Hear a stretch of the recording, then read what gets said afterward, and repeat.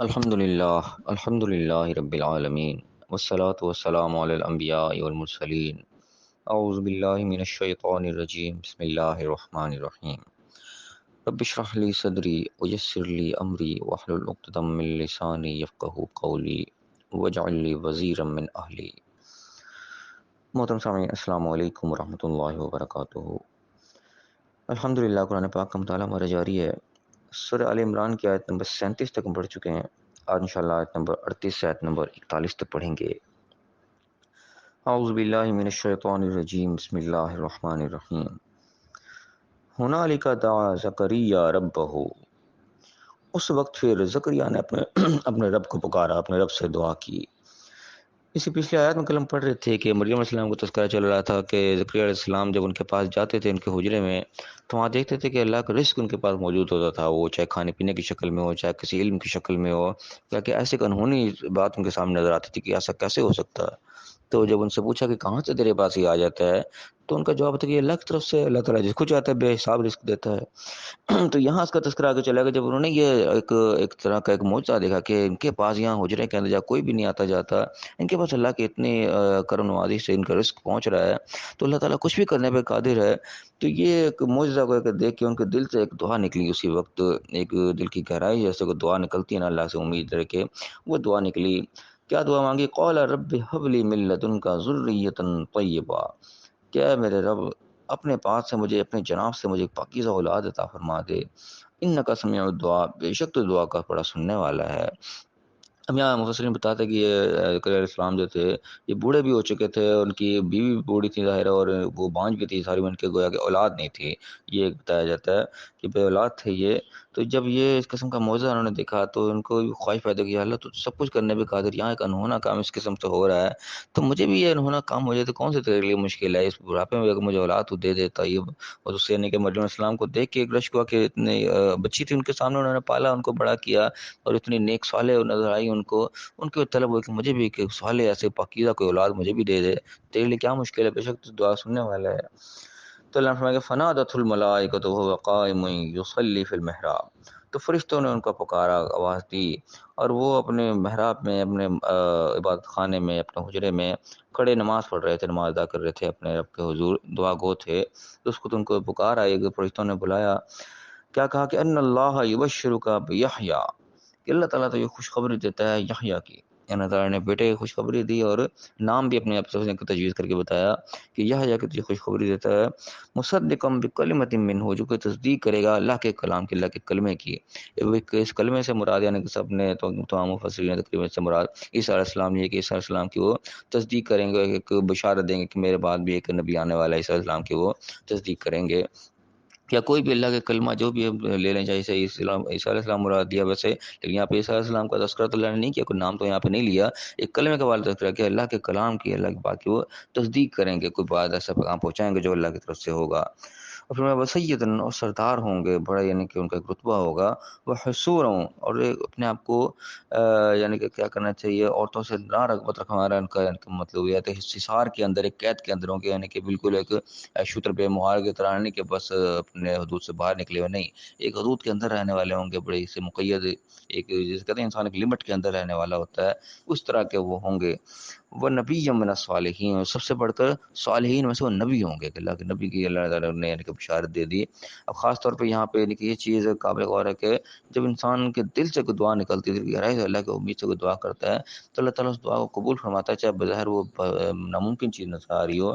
وہاں بھی ان کو بظاہر ناممکن چیز تھی، بوڑھے ہو چکے تھے، بیوی بھی بوڑھی اور بانج بھی تھی، ساری عمر بے اولاد رہے، لیکن وہ بس ایک اللہ کی جو قدرت کا ایک نظارہ دیکھا، ایک دل میں ایک بس تڑپ سی پیدا ہوئی کہ یا اللہ یہ ہو سکتا ہے تو پھر یہ کیوں نہیں ہو سکتا، بے شک تو سب کچھ کرنے والا ہے، دعاؤں کو سننے والا ہے۔ اس تڑپ سے جو دعا نکلی دل سے، تو اللہ نے اس کو بہترین انداز سے اس کو قبول کیا۔ اب یہ جو خوشخبری ملی، اب جب فرشتہ آیا کہ یہ بات بتانے لگا، تو انہوں نے کہا قال رب انا یکون لی غلام، تو دعا پھر اللہ سے کہ یا اللہ مجھے کیسے بیٹا ہو سکتا ہے، لڑکا میرے لیے کیسا پیدا ہو سکتا ہے، وقت بلغنی الکبر، میں تو بڑھاپے کو جا پہنچا ہوں، وہ امراتی آخر، میری عورت بھی ہے، میری بھی وہ بھی بانج ہے، اب یہ کیسے ہو جائے گا، کہ اتنی بڑی خوشی ملی کی تو دعا امید سے دعا کی تھی، لیکن وہ ایسی ناممکن چیز تھی کہ وہ دل سے تڑپ نکلی، اور جب واقعی وہ دعا پوری ہوتی ہوئی نظر آئی، خوشخبری ملتی ہوئی نظر آئی، تو یقین نہ آیا، جیسے انسان خوشی سے ایک اپنے ہوش کو بیٹھتے ہیں، اتنی بڑی خوشی ملنے لگی ہے، تو اس قسم کی کنڈیشن ہوئی کہ یقین نہ آیا تو دعا کی اللہ کیسے کیسے ہو سکتا ہے. قالا جواب ملا کذالک اللہ یفعل ما یشاء، ایسا ہی ہوگا، اللہ تعالیٰ جیسا چاہتا ہے کرتا ہے، اللہ کے لیے کوئی مشکل نہیں ہے. پھر مزید دعان کی قال رب اجعل لی آیتن، کہ یا اللہ میرے لیے کوئی نشانی پر نشانی ہے. گویا کہ یقین نہیں آ رہا دل کو، اتنی بڑی خوشی ملنے لگی. ایک نشانی کی دعا کی، اللہ مجھے نشانی تو بتا کہ واقعی ایسا ہی ہونے لگا جو مجھے پیغام مل رہا ہے، یہ واقعی تو نہیں یہ پیغام بھیجا ہے، فرشتہ تیری طرف سے ہی آیا ہے، میرے کو نظروں کا دھوکہ تو نہیں، میں کوئی خواب تو نہیں دیکھ رہا. اس قسم کی یعنی کہ کیفیت ہوئی.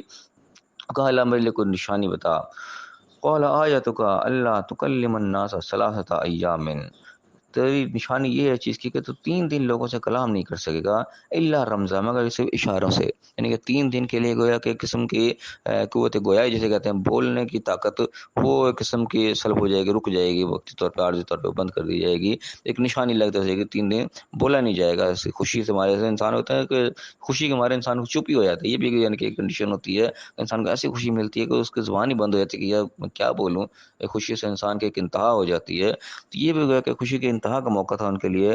اللہ نے کہا کہ اس کی نشانی یہ ہوگا 3 دن تو لوگوں سے بات نہیں کر سکے گا، ایسی تو یہ خوشی ملنے لگی ہے. وَاذْكُرْ رَبَّكَ، تو اس موقع میں کیا کرنا ہے کہ اپنے رب کو یاد کرنا ہے، اپنے رب کا تذکرہ کرنا ہے بہت زیادہ، اپنے رب کی نصیحتوں کو بھولنا نہیں ہے.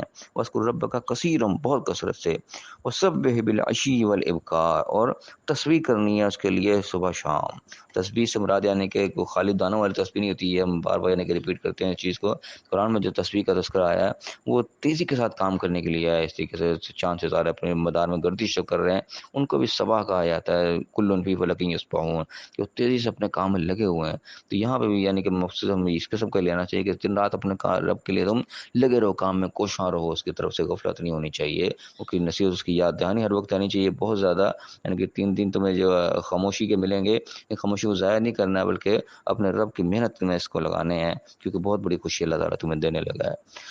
تو بھائی یعنی کہ اس آیات کے اندر سبق العالم میں یہ نظر آ رہا ہے کہ اللہ کی رحمت سے کبھی بھی نا امید نہیں ہونا چاہیے. بظاہر ہمیں چیزیں ناممکن نظر آ رہی ہوتی ہیں لیکن اللہ کے لیے کچھ ناممکن نہیں ہے. اللہ تعالیٰ علی کل شیء قدیر ہے، وہ سب کچھ کر دینے والا، کن فیکون کا مالک ہے وہ. تو جب بھی ہم اللہ سے دعا کریں گے، دعا دل کی گہرائی سے ہونی چاہیے، اللہ سے پوری پوری امید کے ساتھ ہونی چاہیے. جس طرح ذکر علیہ السلام نے کی، ایک پوری حسرت بھری دعا تھی کہ جو دل سے نکلی تھی، تو اللہ تعالیٰ نے اس کو قبول کیا کہ بظاہر وہ ناممکن نظر آ رہی تھی کہ ذکر علیہ السلام کو بھی یقین نہ آیا کہ دعا میری قبول ہو رہی ہے، اور اللہ نے اس کو قبول کیا اور ان کو وہ پھر عطا کی اولاد جو کہ انہوں نے مانگی تھی. تو اللہ تعالیٰ ہمیں بھی یہ یقین عطا فرمائے کہ اللہ سے ہم یقین کے ساتھ مانگے اور دل کی گہرائی کے ساتھ مانگے، تو یقیناً اللہ تعالیٰ دینے والا ہے.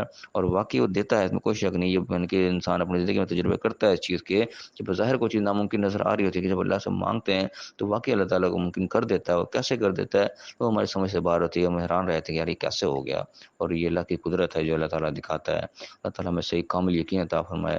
اللہ تعالیٰ سے ہمارا تعلق ہے اللہ پاک مضبوط فرمائے. اللہ تعالیٰ ہمیں صحیح سمجھنے کے، صحیح عمل کرنے کی توفیق عطا فرمائے، اور دنیا اور آخرت دونوں جگہ کامیاب فرمائے. آمین. وآخر دعوانا الحمد للہ رب العالمین.